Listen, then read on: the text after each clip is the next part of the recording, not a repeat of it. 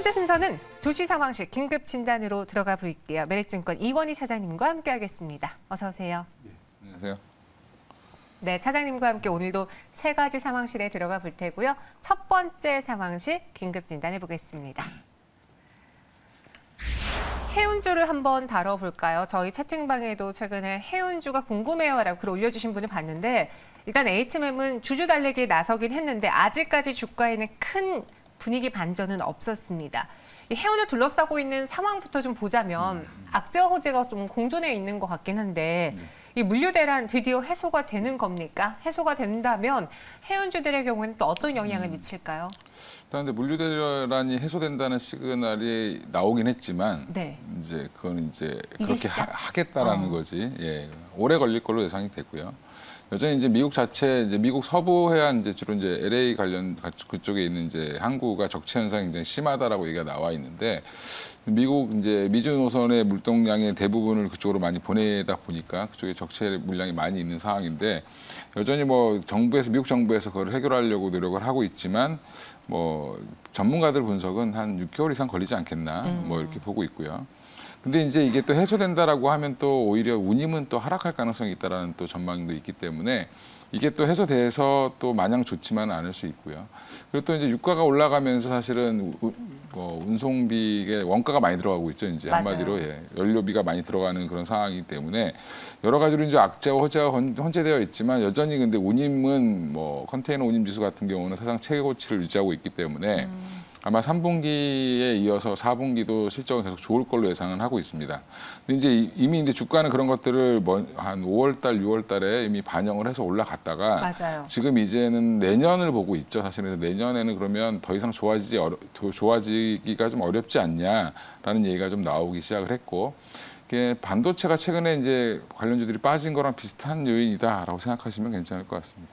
예. 이 물류 대란이 해소가 된다 하더라도 이 역시도 장점과 단점을 다 갖고 있는 상황이고 말씀하신 것처럼 운임 피크 우려도 제기되는데 여기 더한 건 물동량이 줄어들 수도 있다라는 전망이 벌써 나오고 있다는 거예요. 이 물동량이 줄어들지 않기 위해서는 미국에서 경제를 향한 또 강력한 부양이 필요하다라는 또 증권사 애널리스트의 분석이 있었는데요. 그럼 해운주에 대한 지금 투자 의견은 썩 그리 좋은 뷰는 아닌 것 같네요. 일단 뭐 3분기, 4분기까지는 좋을 텐데 네. 이제 그 뒤에 어떻게 될 것이냐는 아직 예측의 영역일 것 같은데 뭐 여전히 이제 이런 병목 현상은 계속 당분간 이어질 것 같고요. 3분기까지는 좀 괜찮을 것 같은데 내년부터 추가 증익 이제 하여간 주식이라는 건 항상 전보다 더 돈을 더 벌어야 되죠.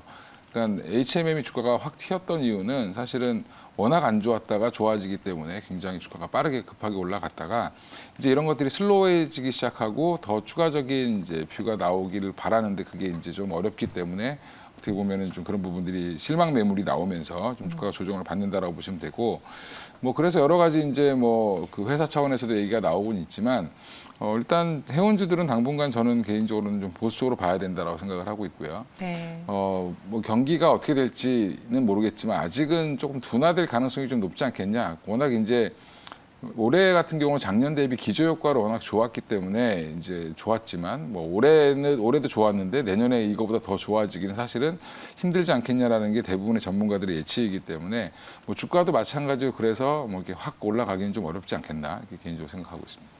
정말 주가 흐름을 보면요. 선반영이 굉장히 빨리 됩니다. 그래서 뒤늦게 현재 그렇다더라라고 해서 쫓아 들어가기에는 주가가 이미 내려와 있는 상황이고요. 해운주에 대해서는 약간의 보수적인 관망 의견 주셨는데요. 그럼 HMM만 떼어놓고 봤을 때 이번에 배당 등 주주 친화 정책을 검토 중이라고 했잖아요. 어때 이게 또 분위기 반전시킬 수 있지는 않을까요? 근데 이제 뭐 영구채가 이제 항상 문제가 돼서 워낙 네. 안 좋을 때 발행했던 채권들인데 이 채권을 또 이제 뭐 상환을 할 거다라는 얘기도 좀 나오고 있고 근데 그게 또 이제 뭐 재무적으로 또 미치는 또 악영향도 있기 때문에 이런 부분들을 좀 고려해서 해야 될 것 같고요. 그다음에 만약 지금은 또 주주 배당을 적극적으로 하겠다라고 얘기했지만 이게 지금은 배당을 할 수 없는 상황입니다. 이제 워낙 그동안 안 좋았기 때문에 그런 것들을 한마디로 빚이 많아서 그런 것들을 좀 해결을 하고 나서야 이제 어떻게 보면 배당을 할 수 있기 때문에 흑자 후 배당을 하겠다라는 계획을 중장기적인 계획을 발표한 거기 때문에 주가는 생각보다 반응이 없다라고 보시면 되고요. 여전히 아직은 좀 지금 이 한진, 그러니까 HMM뿐만 아니라 결국에는 대부분의 이제 지금 컨테이너사들의 그 주가 흐름을 보면 운임과 약간 좀 디커플링 되는 경향이 좀 있고요. 그에 따라서 어떻게 보면은 내년 전망들이 대부분 안 좋기 때문에 더 좋아지지 않기 때문에 같이 이제 뭐 HMM만 빠지는 게 아니라 전 세계 이제 물류사들, 이제 컨테이너 선사들과 비슷하게 움직인다라고 보시면 될 것 같습니다. 주가는. 네, 매수보다는 관망이 필요한 시기다라고 이야기해 주셨습니다. 해운제 들고 계신 분들 혹은 HMM을 눈여겨보신 분들은 이 투자 의견 한번 참고해 보시고요. 두 번째 상황실로 넘어가 볼게요. 어제 최한옥 매니저가 이런 말을 하고 갔습니다. 돌돌원, 돌고 돌아 원전이라는 줄임말을 이야기하셨는데 오늘도 원전 관련주가 뜨겁습니다. 일본이 원전 재가동을 추진한다는 소식 때문에 관련주들이 급등했는데 대표적으로 어떤 종목들이 오늘 또 올랐나요? 일단 뭐 그 원전 관련주들 대부분 다 올랐죠. 예, 뭐 두산중공업을 비롯해서 뭐 작은 종목들은 굉장히 또 강했고 힘이 엄청 강해요. 예, 뭐 그동안 이제 워낙 안 좋았던 섹터이기 때문에 그리고 또 이제 흐름이 조금 바뀌었다라는 거 때문에 그렇다고 보시면 되는데 지금 이제 분위기를 보면 이제 국제 정세를 좀 아실 필요가 있는데 일단 전 세계적으로 원유, 석탄, 천연가스 가격이 굉장히 좀 많이 올랐죠. 급등을 했는데 결국엔 이걸 가지고 발전을 해야 되는 상황이고 겨울에 난방을 또 써야 되는 상황인데 이런 가격들이 좀 오르다 보니까 유럽 같은 경우는 또 이제 바람도 안 불어서 또 어떻게 보면 지금 전기가 LNG 중심의 화력 발전이 주가 되어 있기 때문에 네. LNG 가격이 급등하게 되면 사실은 전기 요금이 폭탄이 나올 수 있습니다.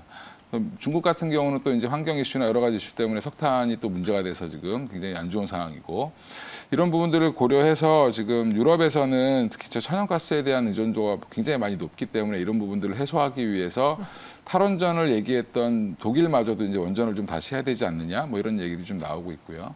그리고 이제 원전 발전 비중이 워낙 높았던 프랑스 같은 경우는 일단 EU 연합에 계속 원전을 친환경 쪽으로 해줘야 된다, 포함시켜줘야 된다라는 얘기를 계속 했었고요. 네. 그러니까 이제 유럽마다 국가마다 좀 이제 사안이 좀 다르긴 하지만 특히 이제 프랑스는 뭐 전력의 거의 60% 이상을 원전에서 이제 쓰기 때문에 그런 부분들이 좀 있다라고 보시면 될 것 같습니다. 그래서 유럽발로 훈풍이 불면서 그러니까 환경 규제가 가장 강했던 유럽 연합에서 원전에 대해서 약간 좀 긍정적인 코멘트가 나오기 시작하고. 오늘 같이 이제 또 일본 얘기가 또 나오기 시작하면서 국내도 마찬가지로 또 지금 뭐 석탄 화력 발전 비중이 워낙 높기 때문에 맞아요. 이 부분들을 당장 대체할 수 있는 거는 좀 부족하지 않냐라는 부분 때문에 원전을 지금 짓고 있는 것까지만 짓는다고 얘기를 했지만 뭐 추후에 또 이게 정책이 바뀔 수도 있고 또 그 외에 이제 소형 원자로라고 해서 이제 조금 더 오염이 적고 뭐 그다음에 이제 오랫동안 이제 폐기물이 좀 적게 나올 수 있는 그런 소규모 원자력 발전 위주로 가야 된다라는 얘기가 나왔는데 이런 흐름들이 이제 같이 복합적으로 작용하면서 원전에 대한 분위기가 좀 돌아섰다. 하지만 아직은 이 업체들이 직접적으로 수주를 했다든지 뭐 이런 것들은 아니기 때문에 아직은 좀 테마성으로 움직인다라고 생각하시는 게 맞을 것 같습니다. 말씀하신 것처럼 원전에 있어서 부정적이었던, 그러니까 신재생 에너지의 대표주인 유럽에서도 그리고 원전으로 인한 피해를 봤던 일본에서도 다시 원전의 중요성을 대두시키고 있으니 우리도 그 흐름을 피할 수 없을 것이다. 관련주를 사자라고 이어진 건데요. 그럼 아직까지는 뭐 수주 계약을 따낸 기업은 없다고 하셨잖아요. 그렇죠. 예, 그럼 없죠. 앞으로 이 원전에 대한 필요성이 더 강화된다면 어떤 기업들이 실제 수혜로 이어질 수 있을까요? 그러니까 사실 원전 때문에 가장 피해를 많이 본 회사는 두산중공업이죠. 예, 주로 이제 매출의 70% 이상을 원전에서 하고 있다가 지금은 이제 신재생 에너지 사업도 이제 많이 하고 있고, 뭐 그다음에 가스 관련된 이제 복합 화력 발전 관련된 터빈도 좀 만들면서 돌파구를 찾고 있는 회사인데 사실은 이제 두산중공업은 이 과정을 거치면서 원전의 비중은 줄었지만 뭐 다른 것들이 플러스 알파가 돼서 더 좋아지는 모습을 좀 보이면서 최근에 주가가 좋았는데 원전까지 다시 뭐 재개된다라고 하면 두산중공업이 가장 탑픽이라고 볼 수 있을 것 같고요. 그 외에 이제 뭐 당연히 한전기술이라든지 한전산업 같은 경우는 뭐 관련주로 엮여 있기 때문에 가장 대장주로 이 세 종목 정도로 보시는 게 맞지 않겠나 싶고요. 그 외 나머지 종목들은 뭐 작은 종목들 같은 경우 워낙 변동성이 크기 때문에 네. 사실은 뭐 조금 좀 조심해서 매매를 하시는 게 맞을 것 같습니다. 그럼 오늘 일진파워가 상한가에 직행을 했고 현재도 27% 급등 유지하고 있는데 이 흐름을 더 두고 봐도 괜찮을까요? 3거래 연속 상승이고 오늘은 또 외국인의 자금이 들어왔어요. 예. 일단 외국인이 뭐 진짜 외국인인지 지켜봐야 될 것 같고요. 검은 머리인지는 예. 네. 주가는 이미 조금 많이 올라왔기 때문에 지금 여기서 따라 붙기는 좀 어려울 것 같고요. 차트를 한번 보시면 항상 보면 윗꼬리를 좀 많이 다는 특징들이 있죠. 이 보면 주식 자체가. 지금 거래량이 터지면서 올라왔는데 이것들이 조금은 좀 쉬어가는 자리가 나오지 않겠나 생각을 하고 있고요. 기술적으로 좀 대응이 좀 필요하다. 뭐 갖고 계신 분이라고 하면 조금 더 기다려 보셔도 되겠지만 신규 진입은 조금 한 14,000원 정도까지 지지 여부를 보시고 거기까지 조정은 충분히 언제든지 나올 수 있다라고 생각하시고 대응을 하시는 게 맞을 것 같습니다. 지금은 일진파워는 기술적인 대응이 중요한 시점이다. 이미 많이 올라와 있다라는 이야기 덧붙여 주셨습니다. 참고해 보시고요. 세 번째 상황실로 넘어가 볼게요. 맥스트입니다. 맥스버스, 뭐 맥스트랑 유니버스가 합쳐진 단어인 것 같은데 오늘 강세를 보여주고 있어요. 메타버스주들이 전체적으로 흐름이 좋거든요. 왜 그런지 또 그 안에서 맥스트만이 갖고 있는 강점은 무엇인지요?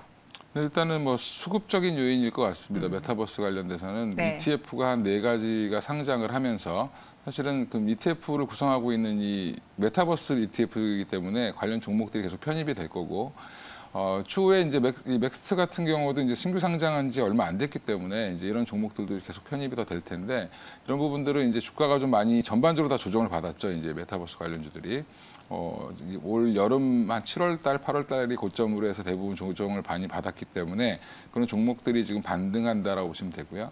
지금 뭐 2차 전지 소재라든지 뭐 워낙 또 좋았던 업종들 같은 경우는 좀 많이 올라서 따라붙기 좀 애매한 상황에서 어떻게 보면 테마성으로 움직이는 것들 중에는 뭐 많이 조정을 받은 게 메타버스인 것 같고요. 네. 거기에서 또 이제 ETF가 4가지가 상장을 하면서 사실은 좀 주목을 받는 거고 맥스트 같은 경우는 이제 신규 상장주죠. 근데 7월 27일 날 상장을 했는데 일단은 더블로 상장을 해서 그날 이제 많이 올랐고요. 뭐 공모가는 15,000원이었는데 3만 원에 시작을 하는 종목이고 지금은 많이 빠졌다가 올라왔다고 해도 지금 55,000원 부근에서 움직이고 있는데 내용 자체를 보면 AR 원천 기술을 보유하고 있는 회사고 이 기술을 가지고 반도체라든지 자동차, 뭐 조선 이런 쪽에 이제 종합 기업들 산업용 그 증강현실 이런 것들 솔루션을 제공하는 기업이다라고 보시면 될 것 같습니다.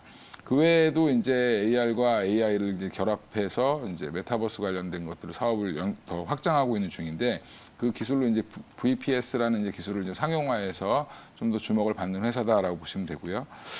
이런 회사로 이제 메타버스도 보시면 게임 중심이 있고요. 네.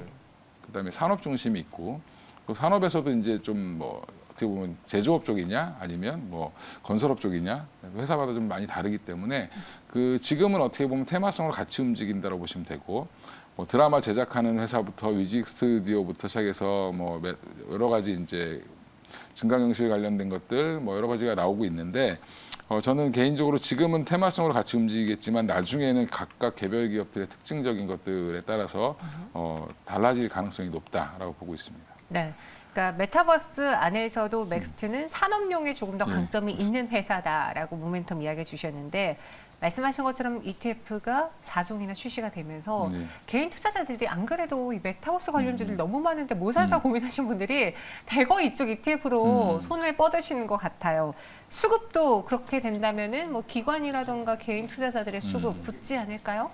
그렇겠죠. 일단 ETF가 상장됐기 때문에 그러니까 저희 전문가들도 사실은 메타버스 종목들을 쭉 공부해 보면 뭐가 딱 좋을까? 이게 참 찾기 어렵습니다. 어렵기 때문에 이것도 어떻게 보면 ETF가 더 대안이 될 가능성이 높고요. 그러면 ETF 안에 편입된 순서대로 해서 뭐 주가들을 좀 살 텐데 그런 부분들은 좀 좋다라고 보고 있지만 여전히 이제 이게 새로운 어떻게 보면 성장 동력이다라고 봤을 때는 초창기 전기차, 초창기 수소차랑 좀 비슷한 흐름을 보일 가능성도 높기 때문에 그런 부분들은 좀 감안하셔서 너무 올라갔을 때 쫓아가시다기보다는 조금 당분간은 제가 볼 때는 반등이 나오더라도 제한적인 반등의 가능성이 높고요. 고점을 돌파하거나 하기는 좀 어렵지 않겠나 이렇게 생각을 하고 있습니다. 네, 알겠습니다. 맥스트의 그럼 가격 전략으로 정리를 해볼게요. 현재는 9% 상승 보여주고 있고요. 오늘까지 4거래 연속 오름세입니다.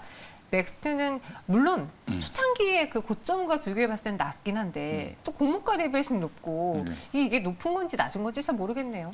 그렇게 따지면 뭐 사실은 다른 종목들도 자이언트 스텝도 마찬가지고 다 그렇습니다. 그런데 이미 이제 여기서 반등을 보였다라는 거는 시장에서 어느 정도 여기는 한번 돌아설 자리다라고 생각했던 것 같고요.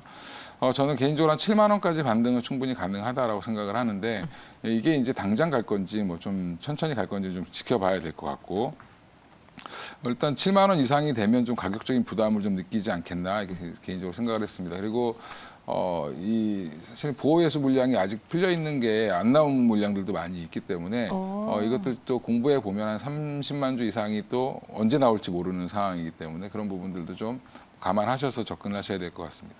네, 알겠습니다. 맥스트 7만 원의 목표 주가 제시해 드렸고요. 하지만 그 과정에서의 매물 소화 시간은 필요할 것이다라는 것도 더해 주셨습니다. 이원희 차장님과 함께했고요. 인사드릴게요. 고맙습니다. 예, 감사합니다.